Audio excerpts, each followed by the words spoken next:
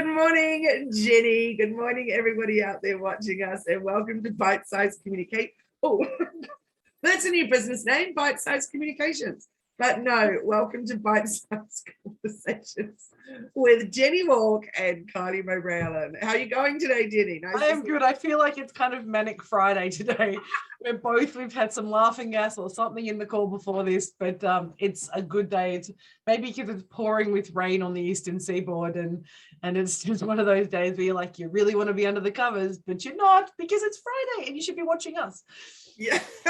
Well, wait till you hear about my morning, Jenni. I'm flooding here, and normally we don't flood here, but my patio is flooding, and so we've got, it's chaos there anyway. But I'm on a knee scooter because of my hurt foot, so I'm knee scootering through my floodwaters to get out to my office. And I'm quite, drowned ratty. It's been a really interesting week on my knee scooter in these torrential rains. How long are you on your knee scooter for? I've been on it for weeks. I see the surgeon next week, so who knows? But potentially a fair bit longer on a knee scooter. But knee scooter, I have to say, is better than crutches for me. Oh, so gosh, that's crutches is terrible. But even just a quick trip to the bathroom or to fill my water takes a long time on a knee scooter. That is true. Do you have a little basket at the front with a bell? I do. I can put my thermos of tea in there and my water and all the things, and off we go around. It's pretty cute. It's a good invention.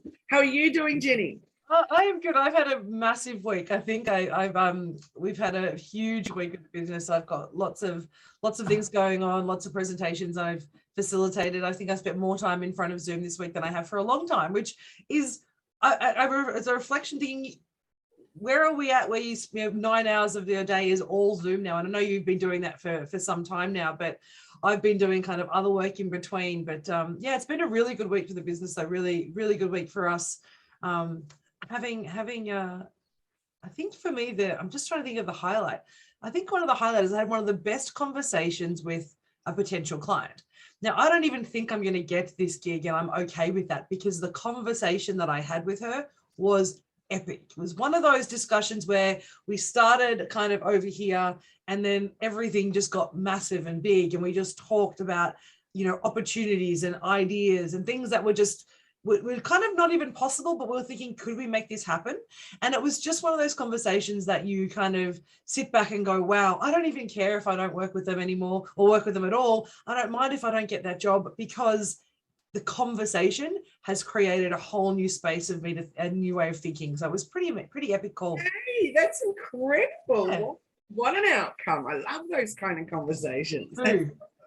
Awesome. Well, we had our meetup on Monday. Yes. And as you know, you were there, and we had this amazing. I've always write notes during the meetup, etc. But my goodness, I have referred to those notes so many times this week. Different was she put out a whole bunch of questions, and we just answered these questions just to ourselves.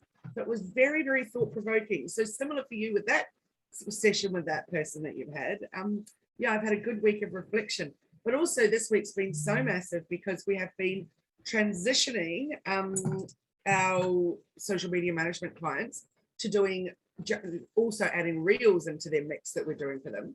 But we've also taught an Instagram masterclass this week about reels. So it has been a really, really fun week. But massive for our whole team. We're taking on a new direction.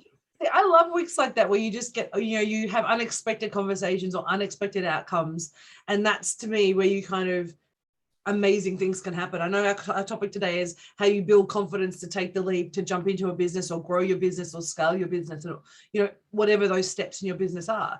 And to me, that kind of confidence or that kind of idea starts in conversations like that, which are unexpected, and the outcomes trigger your brain in a way that is so different. You're like, oh, I hadn't thought about that, but now let's drive down that rabbit hole and see what we come to. And I think that's what's exciting about when you're in this sort of space, is opportunities that come to you are sometimes ones that you never imagined would cross your table. You're so right. And it's just been such an interesting week for that, because I've also done 2 podcast chats interviews last night where and I always add the question in there is, what advice would you give to someone brand new starting out in business?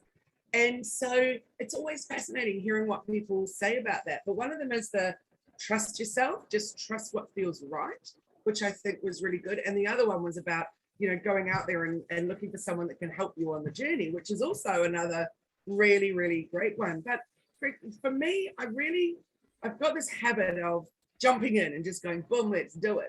So this has been a really interesting one for me with this whole Reels thing, for example, because I've sat with it for a couple of months and knew I needed to do it, but knew I didn't want to do it because I don't like the lip syncing dancing and the jumping in and out of frame. And for me, it doesn't resonate with what I need to put across in my business.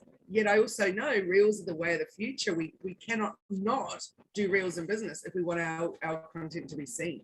So it's taken me some time of pondering and testing and figuring it all out of how I'm going to bring it in, not just for myself, but also for all our clients, for those that don't want to lip sync dance like TikTok. Yeah. So it's been interesting. Finally got there and then was able to present it and share with everyone and off we go. But yeah, it's those leaps of faith and those ponderings and trying to decide, where do I spend my energy? What do I need to do? And finding a way to get there. And I think it's such we had that conversation, you talk about energy, and so at our 3-day mastermind that we had a couple of weeks ago here with some of the people watching, I think we're at, and one of the biggest conversations we had is, how do you have this confidence? How do you build, confidence in yourself and trust that it's going to work out? And I think part of it, and my word of the year being surrender, is sometimes it's not going to work out. And when you don't worry about the outcome and you just look at what the opportunity is and you just do the things, that's when you get these unexpected outcomes, when you don't have an expectation of what will come. And I find that all these steps, like the particular number of the clients who are in that workshop with me, they're at a precipice where they're already doing one job, or they're doing something that they enjoy, and they're looking to switch and to kind of shake it up and do something else for them, to pivot, to give them legacy, or to create a new opportunity for them. And they're stuck in that space of, oh, do I do it? Do I not do it? Or they've been sitting on that idea for a while and they just didn't have that boost or that leg up or the feeling of support. And so I love that idea of what is the one piece of advice. But for me, it's not just trust yourself, it's also surround yourself with people who will boost you up and give you that confidence and give you a safe space to land. Now, I didn't have that when I started, other than my amazing partner. My family were like, oh, do you really want to do, I mean, I love them, but they were like, do you want to start a company? Should you not get a job? And I was like, meh. And my partner was like, whatever, just if it works, it works. If it doesn't. So I had some support.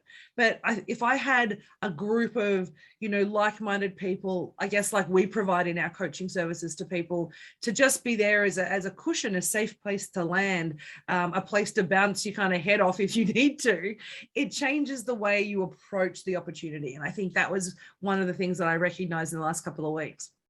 I agree with that. And I definitely think, by coming in at, like, if you have, especially if you're new in business and you haven't got that money that you need to invest, like I'm just signing up to a new coaching program at the moment, or for a new coach.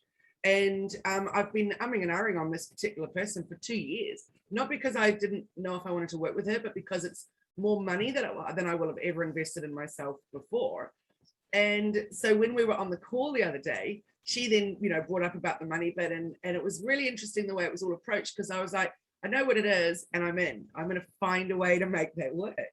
And so it was really interesting the way that, we approached that discussion around that money bit. But I said, I'm really conscious. You need to invest in yourself. You need to spend money to make money. You need to surround yourself with those that can help you grow. Yeah. So anyway, so back to the whole thing with, our coaching programs and things like that, Jenni, for those coming in at that base entry level, even from the very beginning, to know that you've got to invest that, relatively small amount of money to get in that bottom level, it's so important, because you're right, you're getting support, but you're also a part of a group of the people that are supporting you. Also, there's the option of joining a networking group, which largely are almost practically free. It's just your time that you're investing. But again, you're meeting people, you're being able to surround yourself with people that can, advise you and share, or maybe not even advise you, but just listen to you as you go on your journey and maybe point you in some new directions. I completely agree. And it's that networking, that community that really makes a huge difference. One of the things that I recognize, though, and I've been thinking about is in that period of limbo that I was before I started the company, even though that I was on leave from my business, on the company I was working for, there was a sense of safety because there was, even though I didn't want to go back, or I was not really able to go back from a mental health perspective, to be honest, I kind of still, there's a safety net there that I can have a job, right? And so as soon as I kind of went, I need to cut the cord and I just need to trust myself, that's when you start to actually take those leaps and bounds. And it's that kind of paradox between, do I stay safe and just try it a little bit and dip my toe in the water and eventually it will come? Or do you actually cut the cord, because then you have no choice but to trust yourself, and you have no choice then in the kind of big scheme of things. But by making that decision and owning that choice of I'm going to trust myself, you show up for yourself. You start to actually show up and you build those confidences and you find those networks and you start to actually live that life, rather than having that kind of safety net idea of, I'll just wait. It'll just, I'm just going to dip my toe in. I'm not really committing. I'm not really going to put any heart or soul or sweat equity into it. I'm just going to try it. And if it doesn't work, it doesn't matter. And so many times I see that. And I think that's the distinction, when we just cut the cord and say, I trust it's going to turn out, and I'm going to just, whatever comes, and we're going to make it work. I know that's risky for some people. And I know a lot of people are probably listening to this going, oh my God, that is such bad advice. It's so risky. People are going to, quit their jobs and not pay their rent. And I'm not saying be silly, but we can always find work in working for someone else. I think if you had a job before, if you've held a job before and you're choosing to step out of that for a while, you can always go back. And there's no shame, there's no harm, there's no foul in that. But I think that's the difference, is taking the risk for yourself is a huge opportunity to build confidence in yourself. Totally, it's sink or swim. So my thoughts around that is exactly the same as yours. If we have that backstop, we're not able to invest all the time that we need to in our business, but also then we don't have that bit of fear that motivates us or whatever, because we know we've always got that as a little comfy, cushion to fall into. But if we know we have no choice but to make it work, and we work so hard to actually pull these things off, then I know for me in my whole life, really, I've just gone, I'm going to make this work. Boom, let's do it. And go and put all my everything into it until it actually does work. And you know what? You're right. We can always go and stack shelves at Woolies if we need to, if it doesn't work out. Or if we suddenly give it a year and find I actually need some more money and I can't just get to that next level at the moment, go stack shelves at Woolies to bring the money in to be able to get that coach. Yeah. Because as you and I both know, our businesses have boomed because we're always, we're coaching each other, but we're also looking for new coaches to work with. We do our time with that one and we're ready for the next stage. One of them I've still been working with for 3 years. So I don't think it's that you need to move on, but if you're no longer getting anything from that one and you feel like you're at a level, then, off you go. So it's a really interesting topic, isn't it? I just was reading something this morning where someone said she started a new business, desperately needs help and support, but who's out there in a marketing capacity that doesn't cost an arm and a leg? So what an interesting approach. What is an arm and a leg? Really? But also what's it worth to you? It's that value conversation. I was doing a coaching session yesterday for somebody in a mentor for growth program with government, and we were chatting to this person, and their business is amazing, but part of the conversation that you have to have also is, what do you want your business to be? So you can't, and I see so many people do this, they say, I'm starting a company, I'm starting a business, and it starts with one thing. And then 2 weeks later, all these people have said, but can you do this, this, and this? And now it looks like, the house that Jack built. And it's all these things that kind of work together in some function. But really, when you step back and go, that's a mess, like, don't do that. And so I think when you're taking the leap, be really clear about what you're taking the leap into, and start with one thing and put your effort into one thing and make that grow. And then if you want to expand, go, how does this fit that niche? How does this fit this idea? Or do I need to no longer be in this space? And in fact, I thought I wanted to be, a juggler, but I want to be a trapeze artist. So I'm going to pivot and become that. And that's okay. But you have to focus. And I think when we try and be everything to everyone when we first start, and I know I did this in the first 6 months of my business, I was like, oh my God, what am I going to do? And I tried that. But I guarantee if I look back up and talk to myself in early 2017 and said, choose one thing and stick to it and don't try and play in lots of spaces, my business would have hit stride way quicker than it did, because I was unsure and I didn't quite have that confidence. Even though I told myself I did, even though I told the world I did, I was still kind of doubting my ability in those spaces. And I think when we focus and really trust ourselves, and I mean truly trust, then you go, wow, what's it worth to me? What's the value to this? And then we start, okay, well, if I'm willing to pay, if I want someone to pay for my services or my product, then I need to be prepared to pay to someone else to help me get that. That's beautifully said. And I 100% agree. And I was just thinking that the other day when I was thinking about this enormous chunk of money and thinking, oh, I thought, you know what though? I'm then able to offer more to my clients. And at the end of the day, that's what I want to be doing. If I'm constantly growing myself, I can help them to be constantly growing as well. Exactly. That's what exactly. It was about. One of the things she asked me was similar to what we talk about sometimes, which is what is your why? Why are you doing this? Yeah. And I thought, good on you. I don't often ask that in a discovery call, and I just loved it. I thought, I'm going to add that one in because I think it's really important to get a really good grounding or a good, and a lot of people don't even know what their why is. So that's an interesting one, isn't it? It is. And I mean, when I talk about why, I know you've done our the workshops with me in the retreat and the programs with me as well. But one of the conversations around that clarity piece of what sandpit do you want to play in? What do you want to build in that sandpit? What is it going to look like? Helps you understand not only are you in the right sandpit, but do you have the right sand? And I think sometimes we forget we can play in a space and go, oh yeah, I can go do that. And then you start playing in that and you're like, this does not feel right. It's not quite right. And that's often because you don't really know what you want to do. You haven't really thought about, you've just got this idea of a business, which is cool and probably worthwhile. And someone said they'll pay you for it, but you haven't got clarity about that, that passion, that burning desire to say, I want to help change the world, create impact, serve, provide this service, fill this gap. And it doesn't even have to be, if you're not really a heart-centered kind of, really emotional, values-driven person, and that's cool. But then there still needs to be a reason. Like there's still going to be a reason. I want to own a business so I can make bucket loads of money. That is cool. How are we going to help you do that? You want to start a business to create, change in the world? That's awesome. What does that look like? But you need to know what that first statement is as to what you're doing, because otherwise, what are you actually working for? And how do you know when you get there? And how do you know if the structure is going to serve you doing that? Dead right. And then I think that second piece then is who. So who do you want to work with? What are the types of people? So working on those, I call them customer avatars, people call them buyer personas, or whatever it is you want to call them.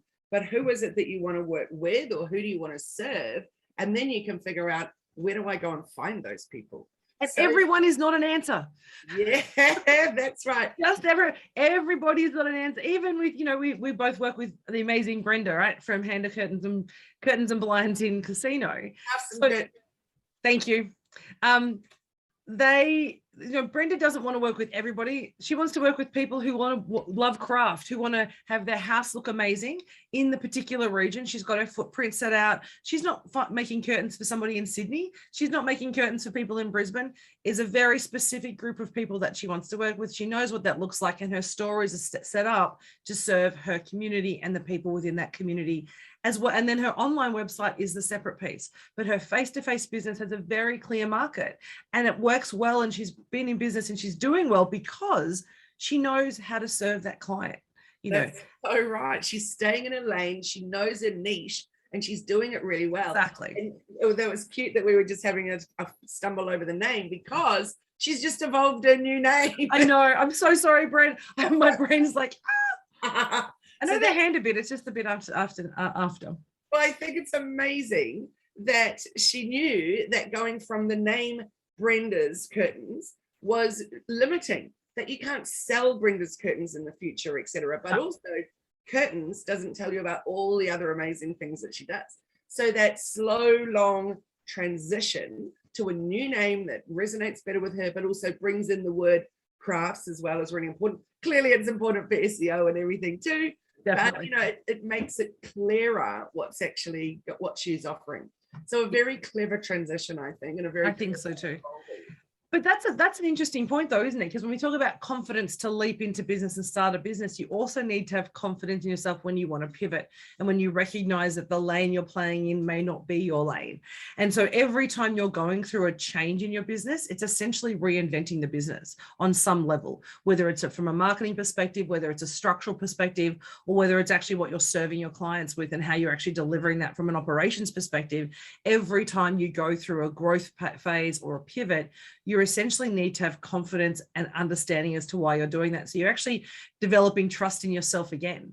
So it's not just have trust, have confidence at the start and be like, yes, I got this. It's actually continually developing that in different ways and playing with that muscle as your business grows. And sometimes I think people go, yeah, I'm going to come in and in 20 years time, I'm going to leave this business and it will be successful. But you've probably had 5 or 6 life cycles of your business in that period of time. You've probably served so many different clients, or you've given them different products, or the way you've done it has changed to enable you to still be there in 20 years' time. Yeah, isn't that the truth? My goodness. If we don't evolve too, then where are we? What are we doing? Like, look at all the biggest companies that it's very rare. Let's look at Coca-Cola, for example. Their logo stayed the same. I was going to say the can size has stayed the same, but even that hasn't, because it's evolved over time. But their look has stayed the same. But then they brought in vanilla Coke and Diet Coke and this Coke and that Coke. And then they I think there was that green Coke, and I think that's gone now. That was like the stevia Coke. They were trying to be natural and healthy, but Coke never will be.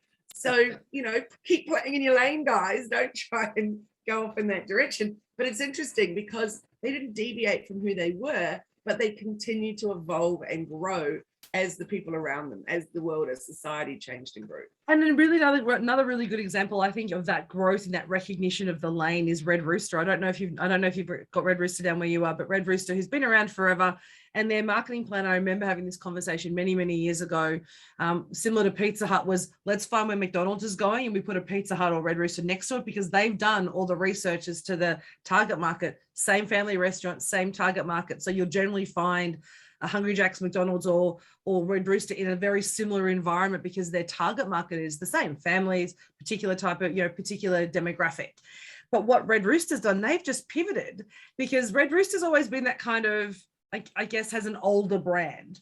So they've changed the logo and the brand, and their ads now talk about the other fried chicken, and they're using the same brand, the same very similar logos, and it's not directly competing with Kentucky Fried Chicken, but when you look at it, you're like, oh, they're bringing in the fried chicken element, the way the images are done, because they've recognized that their lane is here, but they've been moving into this other lane because that's where the business needs to go, and they've pivoted their brand to actually match the target market.